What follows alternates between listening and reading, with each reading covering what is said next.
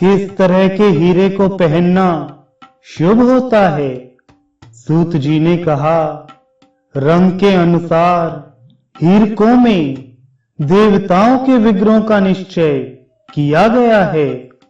वर्ण को ध्यान में रखकर ही हीरों का विभाजन करना चाहिए। हरे, श्वेत, पीत, पिंगल, श्याम तथा ताम्र वर्ण के हीरे स्वभावतः सुंदर होते हैं।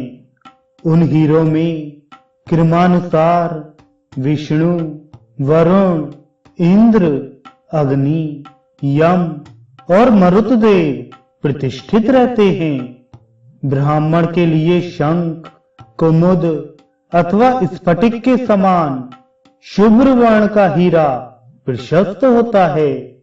क्षत्रिय के लिए चंद्र लांछन के समान वर्ण वाला बभ्रू, पिंगल, भूरे वर्ण के धातु विशेष के समान वर्ण वाला विलोचन अर्थात आंख की तारा के समान वर्ण वाला वैश्य वर्ण के निमित्त कांत अर्थात कुमकुम अथवा कदली दल के समान आभा वाला तथा शूद्र वर्ण के लिए चांदी के समान अथवा तलवार के सदृश हीरा प्रशस्त है।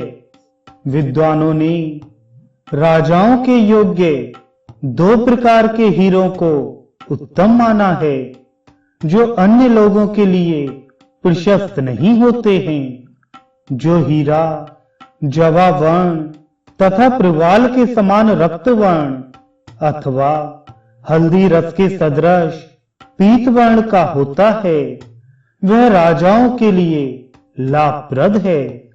सभी वर्णों के स्वामी होने के कारण अथवा समस्त वर्णों के गुणों को अपने में संविष्ट करने के उद्देश्य से राजाओं को सभी के कल्याण की इच्छा से उक्त 2 प्रकार के हीरों को धारण करना चाहिए।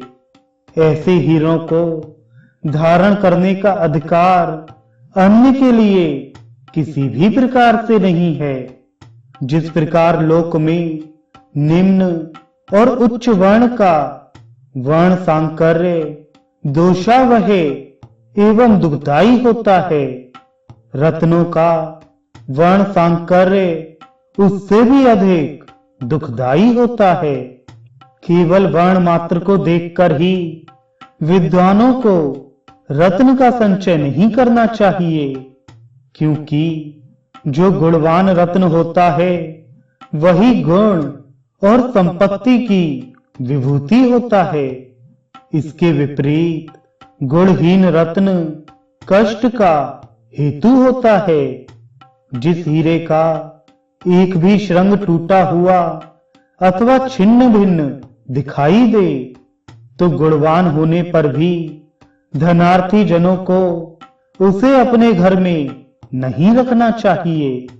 अग्नि के समान स्फुटित विशीर्ण श्रृंग भाग से युक्त मलिन वर्ण वाले तथा मध्य में बिंदुओं से चिन्हित हीरक को धारण करने पर इंद्र भी श्रीहीन हो जाते हैं। ऐसे हीरे के संग्रह करने की लालसा नहीं करनी चाहिए। जिस हीरे का एक भाग अस्त्र शस्त्र आदि से विदीर्ण क्षत विक्षत शरीर की आभा को प्राप्त हो तथा वह रक्तवर्ण से चित्रित हो, तो वैसा हीरा इच्छा मृत्यु से संपन्न शक्तिशाली व्यक्ति की भी शीघ्र मृत्यु को नहीं रोक सकता। ऐसे हीरे को धारण नहीं करना चाहिए।